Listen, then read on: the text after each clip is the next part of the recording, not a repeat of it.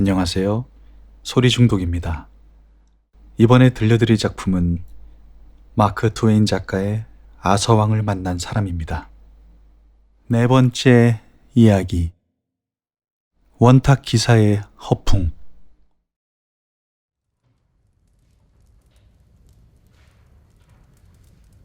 원탁 기사들은 서로 무용존의 자랑거리를 이야기하고 있었다.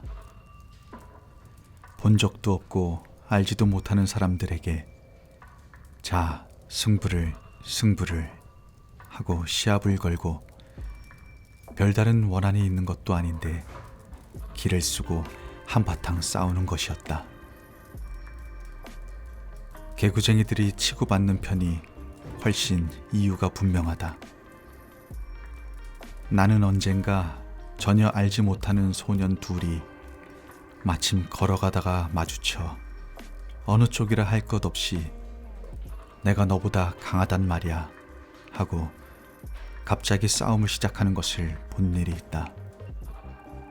그것은 아이들이기 때문에 하는 것이지만 여기서는 이렇게 큰 바보들이 먹을 만큼 나이를 먹어가지고 이유도 없이 싸움을 걸어서 이겼다고 뻐기기도 하고 자랑을 하기도 하고, 그것이 기사라는 것을 나는 비로소 알았다. 그런데 이 바보들을 보고 있을라 치면 지능이 부족한 자들이라 애로가 있었다. 이러한 작자들은 낚시질을 가도 낚시에 미끼를 낄 만한 생각도 없을 것 같다. 그러나 기사 따위 같은 놈들에게는 지능이 오히려 장애가 될 것이다. 그런데 어느 얼굴도 모자란 머리와는 달리 모두 사내답다. 그 중에는 고상하고 훌륭한 모습의 얼굴도 있었다. 특별히 갈라하드 경이라고 불리는 사람과 아소왕은 거룩하고 자비로운 얼굴 모양을 하고 있었다. 그리고 호수의 기사 랜슬롯 경의 큰 몸집과 여유 있는 동작에는 당당한 관록이 보였다. 나를 여기에 끌어온 K 경이 일어서서 이야기를 시작했다. 소생이 9명의 이국인들에 둘러싸여 괴로운 싸움을 하고 있을 때 거기를 지나가게 된 것은 랜슬롯 경이었습니다. 랜슬롯 경은 단 혼자서 이국인들을 툭탁하고 즉시로 쓰러뜨리고 그리고 소생에게 이렇게 말씀하셨나이다. K경, 이 이국인들을 포로로 하여 그대의 공훈으로 할지어다. 뭘 소생의 싸움 시작 같은 것은 아무것도 아니오. 말씀하시지 말기를. 이거야 진정 기사 중의 기사. 랜슬롯 경이야말로 이번 공적의 주인공이로소이다. 그리고 정중하게 귀부인들에게 절을 한다. 별것이 아니다. 여자들에게 칭송을 받으려고 과장된 자랑거리를 이야기하고 있다. 랜슬롯 경의 도움을 받았다는 것은 다른 사람을 칭찬하여 사실은 자기가 한 것을 내세우는 것이 유행이니까. 외관상 보기 좋은 점수 따기 방법이다. 한심스러운 것이다. 나는 우스워서 싱글거리며 몸종인 클라렌스를 뒤돌아보니 클라렌스는 우울한 얼굴을 하고 K경은 허풍꾼 중에서도 큰 허풍꾼이며 지금부터 2000년이 지나도 저런 사람은 2번 다시 나타나지 않을 것입니다. 이렇게 말하면서 흘끔흘끔 홀 쪽을 바라보고 있었다. 거기에는 검은 가운을 걸친 흰 머리에 은근해 보이는 노인이 서 있었다. 눈곱을 붙인 멍청한 눈으로 호를 둘러보고 있었다. 기분이 나쁜 작자다. 저기 있는 죽음의 신 같은 영감쟁이는 누구지? 나는 클라렌스를 쿡 찔러서 물어보았다. 마법사인 멀린입니다. 허풍쟁이인 저놈은 지옥의 악마도 폭풍우도 천둥까지도 마음대로 사용할 수 있어 모두가 무서워하고 있지요. 저렇게 싫은 놈은 또 없어요. 벼락이라도 맞고 뻗어버리면 좋겠어. 하고 나는 생각했다. 그놈의 일에 대해서는 아서왕 이야기라고 하는 책에서 읽은 일이 있었다. 그것에 의하면 멀린의 부친부터가 인간이 아니다.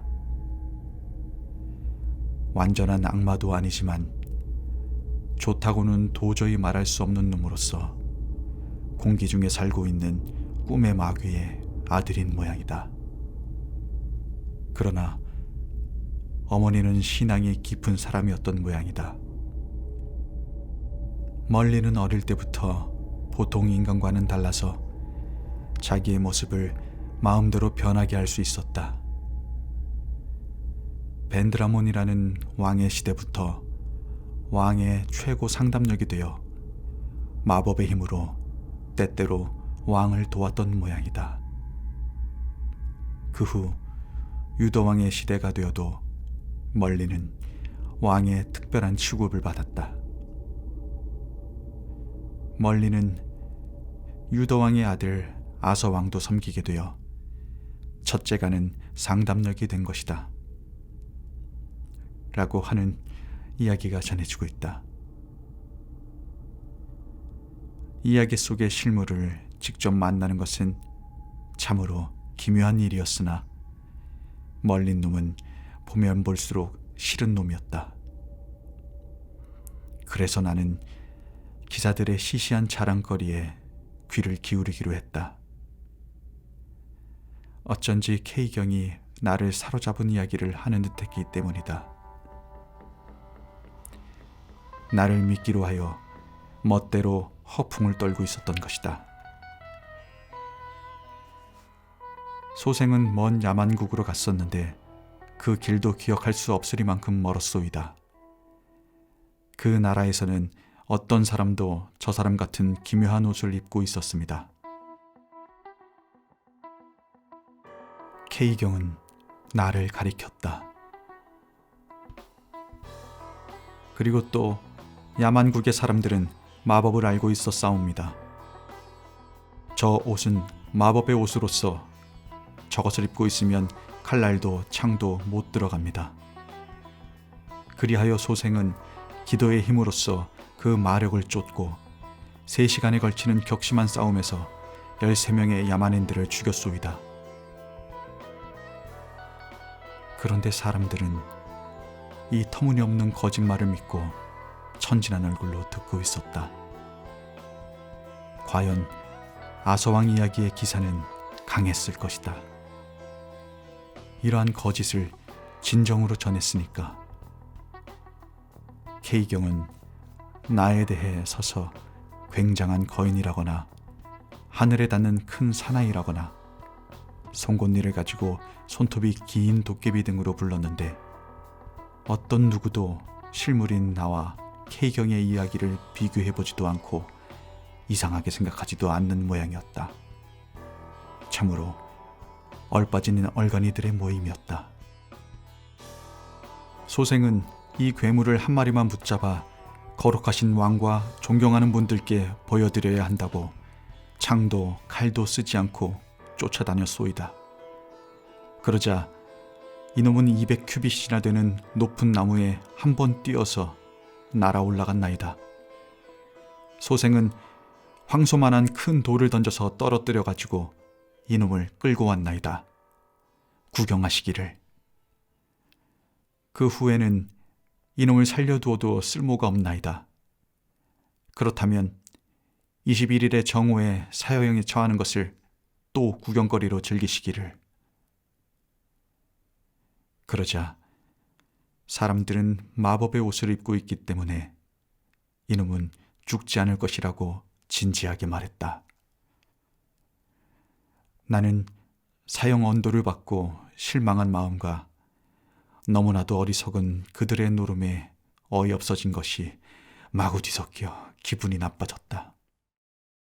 첫째로, 나의 옷은 마법의 옷 같은 것이 아니다. 놈이 뭐라고 말하든 $15에 산 싸구려 옷인 것이다. 그건 아무것도 아니올시다. 옷을 벗겨 이놈을 알몸으로 하면 되는 거죠.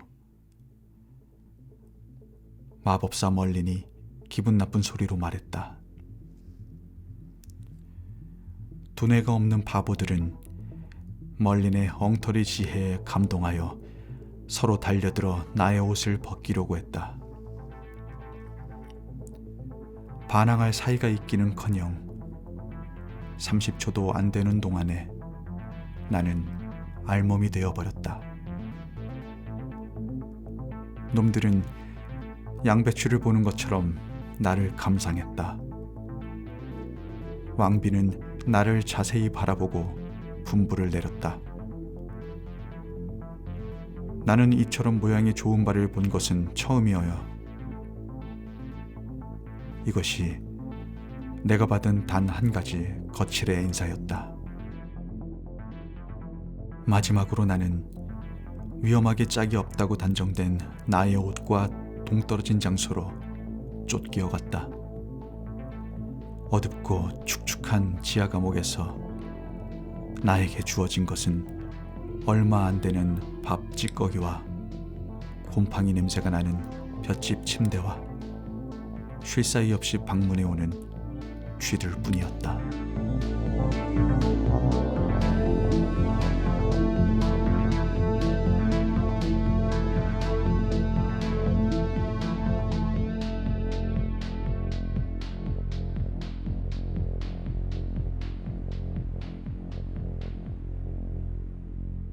지금까지 소리 중독이었습니다. 함께 해주셔서 감사합니다.